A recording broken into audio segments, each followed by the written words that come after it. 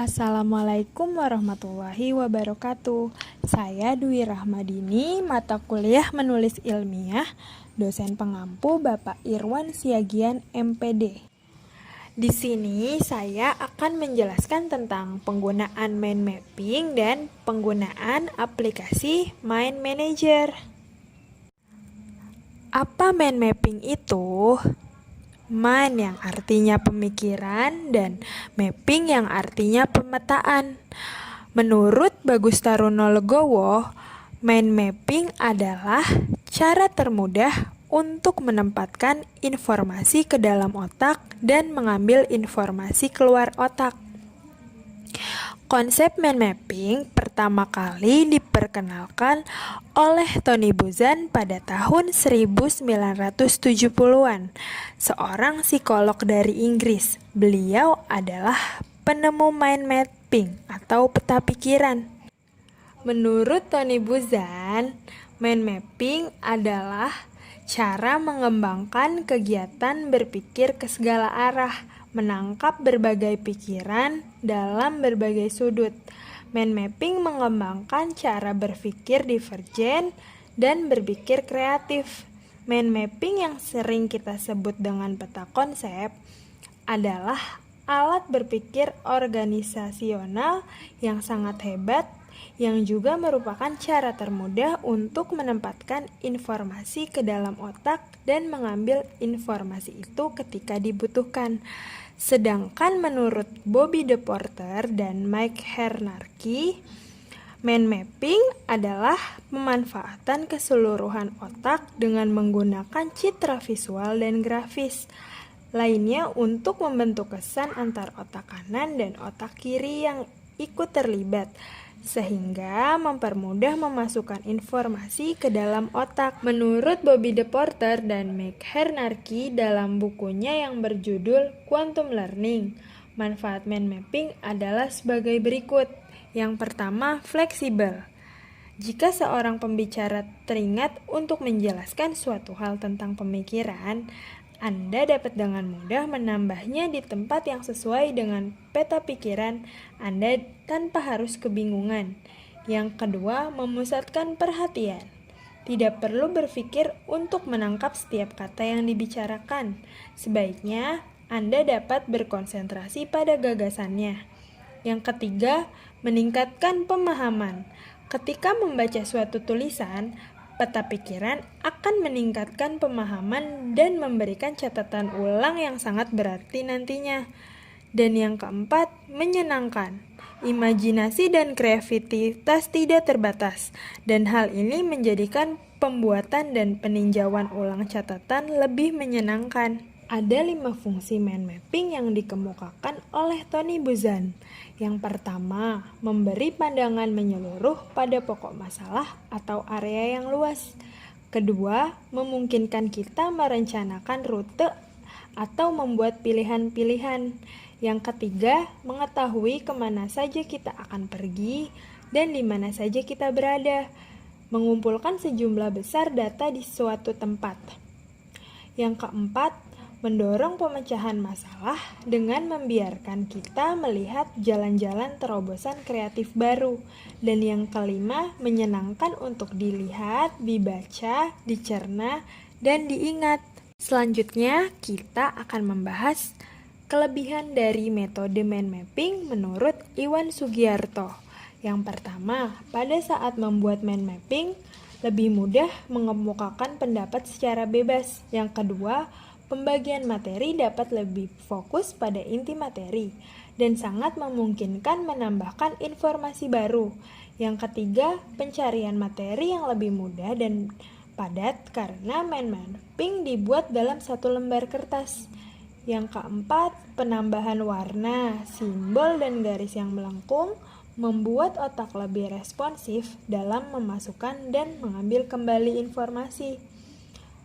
Pembuatan catatan dengan mind mapping dapat dilakukan secara kelompok sehingga siswa dapat bekerja sama dengan teman yang kemudian didiskusikan bersama. Yang kelima, jika kita ingin menambahkan informasi baru, siswa hanya tinggal menambahkan garis dalam cabang yang sesuai. Dan yang keenam, melihat mind mapping yang sederhana sehingga pengajian informasi menjadi lebih cepat. Menurut Iwan Sugiarto, metode mind mapping juga memiliki kekurangan. Mind mapping hanya memungkinkan terjadi jika siswa tersebut aktif, sehingga lebih mudah berkreasi dalam mind mapping. Di sisi lain, guru akan kewalahan dalam memeriksa mind mapping, karena setiap siswa membuat mind mapping berbeda-beda sesuai dengan kreativitasnya dan tingkat pemahamannya. Ada beberapa petunjuk dan langkah-langkah dalam membuat metode mind mapping menurut Tony Buzan. Yang pertama, mulai dari bagian tengah kertas kosong yang sisi panjangnya diletakkan mendatar. Karena memulai dari tengah memberi kebebasan pada otak untuk menyebar ke segala arah dan untuk mengungkapkan dirinya secara lebih bebas dan alami. Yang kedua, gunakan gambar atau foto untuk ide sentral, karena sebuah gambar bermakna 1000 kata dan membantu kita menggunakan imajinasi. Gambar sentral akan menarik kita agar tetap terfokus, membantu kita berkonsentrasi dan mengaktifkan otak. Yang ketiga, menggunakan warna yang menarik. Karena bagi otak, warna sama menariknya dengan gambar. Warna membuat mind mapping lebih hidup, menambah energi pada pemikiran yang kreatif dan menyenangkan. Yang keempat, menghubungkan cabang-cabang utama ke gambar pusat dan hubungkan cabang-cabang tingkat 2 dan tingkat 3 ke tingkat 1 dan 2 dan seterusnya. Karena otak bekerja menurut asosiasi. Otak senang mengaitkan 2, 3, atau 4 hal sekaligus. Bila kita menghubungkan cabang-cabang, kita akan lebih mudah mengerti dan mengingat. Yang kelima, buatlah garis hubung yang melengkung, bukan garis lurus, karena akan membosankan otak. Cabang-cabang yang melengkung dan organis seperti cabang-cabang pohon jauh lebih menarik bagi mata. Yang keenam, gunakan satu kata kunci untuk setiap garis. Karena dengan kata kunci tunggal dapat memberi banyak daya dan fleksibilitas kepada mind mapping. Yang ketujuh, gunakan gambar. Karena seperti gambar sentral, setiap gambar bermakna 1000 kata. Jadi, bila kita memiliki 10 gambar dalam mind mapping, maka mind mapping kita setara dengan 10.000 catatan. Selanjutnya, kita akan membahas tentang aplikasi Mind Manager. Menurut Taufik, pada saat ini berkembang aplikasi perangkat lunak, Mindjet Mind Manager, yang sering disebut juga dengan nama Mind Manager.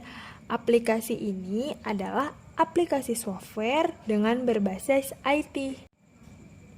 Menurut Hockameron dan Roger Voigt, Mind Manager adalah produk software yang unik.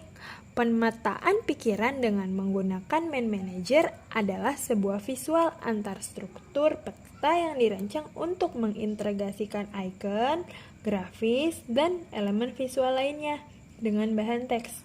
Tata letak peta dapat menyajikan informasi secara visual. Menurut Taufik, manfaat penggunaan aplikasi Mind Manager yaitu: yang pertama, aplikasi software yang memberi kemudahan dalam hal pembuatan peta pikiran, sehingga peta pikiran yang dihasilkan mampu memudahkan guru maupun siswa untuk meringkas materi ajar secara efektif dan efisien, termasuk dalam hal penyampaian materi ajar. Kedua, siswa dapat menyerap materi pelajaran dengan lebih antusias sekaligus mampu memanjakan kesukaan otak siswa yang cenderung menyukai banyak simbol dan warna, sehingga siswa dapat mengikuti pelajaran dengan senang. Yang ketiga, meningkatkan aktivitas serta hasil belajar siswa itu sendiri. Mind Manager ini juga dapat terhubung dengan hyperlink dengan aplikasi lain seperti Microsoft Excel, Microsoft Word, Microsoft PowerPoint, tampilan grafik, catatan kecil, video, foto, dan tampilan visual. Selanjutnya, kita akan membahas tentang langkah-langkah penggunaan Main Manager menurut jurnal yang berjudul Pengembangan Media Pembelajaran Berbasis Main Manager. Yang pertama, kita membuka dengan mengklik 2 kali pada icon Main Manager. Kemudian yang kedua, tampilan pertama yang akan muncul, pilih New Map untuk membuat baru. Gambarnya ada di layar ya teman-teman. Kemudian yang ketiga, tampilan akan berubah seperti gambar di bawah. Untuk memulai yaitu menuliskan topik utama dalam pembahasan. Langkah yang keempat, untuk menuliskan main topik dan subtopik sebagai pengembangan dari topik awal pada desain web, klik pada keyboard Insert sehingga muncul submenu. Langkah yang kelima, memilih submenu yang diisi materi. Klik kanan pada menu atau submenu yang terpilih tepat pada kotak, sehingga muncul kotak catatan di sebelah kanan menu atau submenu. Untuk mengisi kotak catatan dengan cara diketik. Yang keenam, ada tampilan jadi seperti ini di layar. Kemudian langkah ketujuh, finalisasi Mainjet dalam bentuk web. Yang pertama, klik file, selanjutnya export, dan save as webpack. Kedelapan, setelah itu memilih desain web menggunakan select template, klik 1 kali seperti yang sudah saya lingkari pada gambar. Langkah ke-9, untuk memilih bentuk web, finalisasi lalu klik OK.